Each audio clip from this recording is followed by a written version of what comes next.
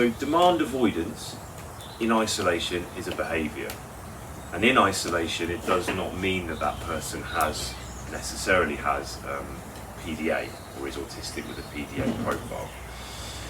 Demand avoidance can come from lots of different places, and the trouble is with lots of our, I guess, observations or assessments of people, neurodivergent children, young people, we look at the behaviour, which is the what, not the why. It's what someone does.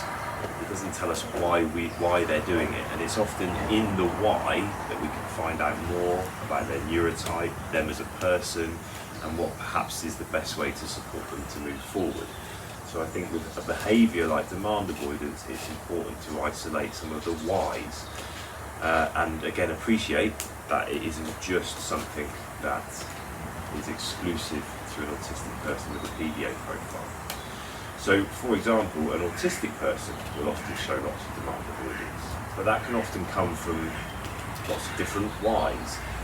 It could be that the demand itself is pushing them towards something that's unfamiliar or new or uncertain or unpredictable, which causes that stress and anxiety, and therefore they try and avoid that demand. It might be that the demand is based around or within an environment that adds lots of sensory pressure or sensory unpredictability, or sensory overwhelm or social pressure and overwhelm. It could also be that that autistic person is hyper-focused, and hyper-focus is a huge strength for autistic people. It's a huge strength that they have, but it will also mean that shifting focus when they are hyper-focused is a challenge. So they might avoid that demand simply because it is taking them away from that hyper-focus. So again, there are lots of reasons that an autistic person might show demand avoidance. So if you're looking at an autistic child or young person and seeing demand avoidance, it doesn't necessarily mean they fit that PDA profile. For someone who is ADHD, such as myself, I'm trying to concentrate on what I'm saying and not talk about this cool act that I've got here. I'm just sat with it for effect. I'm not even trying to yeah, so with ADHD, you can have lots of demand avoidance around tasks that you might kind of want to go into. You might agree to do a task, but an impulse comes in that distracts you. So you willingly want to meet the demand, but oh, what's that? Axe, I want to chop something. You know, you get that kind of impulse come in and it takes you away from the task at hand.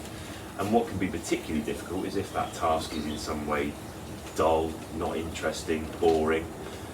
It's often seen as an excuse, or I don't want to do that, it's too boring, that's just an excuse. But for people with ADHD, it's neurologically difficult to maintain focus and attention on something that doesn't interest them. Because what you find in certain neurological studies is that the frontal lobe of the brain in people with ADHD is far more active when they are interested and engaged. And it's within that frontal lobe that lots of our impulse control, lots of our planning, organising and assessment takes place. So it's kind of like it's easier to do the concentrating when the thing is interesting. And it's almost like being allergic to boredom. We literally cannot tolerate it.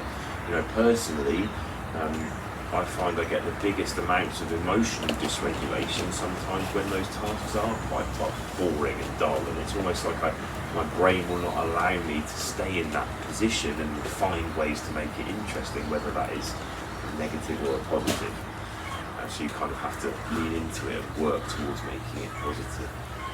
With ADHD as well, certain tasks that require lots of executive functioning at the front, like planning, organising, knowing where to start, can also lead to a demand avoidance, procrastination, or even an extreme response of avoidance, because you just don't know where to begin, or how to plan it out, or how to achieve it. You would also probably find that you might get demand avoidance in someone with ADHD, particularly a young person that's experienced lots of correction, perhaps punishment, perhaps getting it wrong, and sometimes it's easier to avoid it rather than get it wrong, or not easier but more protective to avoid it rather than get it wrong.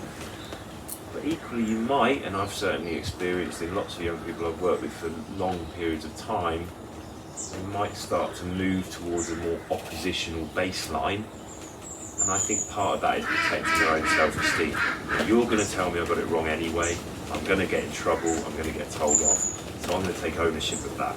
Rather than you tell me I'm the bad guy, I'm going to be the bad guy. So piss off, I'm not doing it. Make that kind of attitude, I think, looks very confrontational and oppositional, but actually it might be about someone that's really struggling to maintain any form of self-esteem, any form of idea that they have a value and a role and a place, and they want to fulfill it.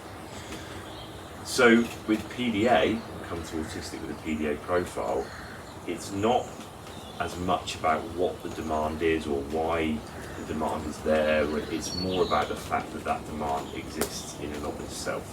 So if there's any form of expectation coming from anyone else, from society, and often from within, it causes anxiety.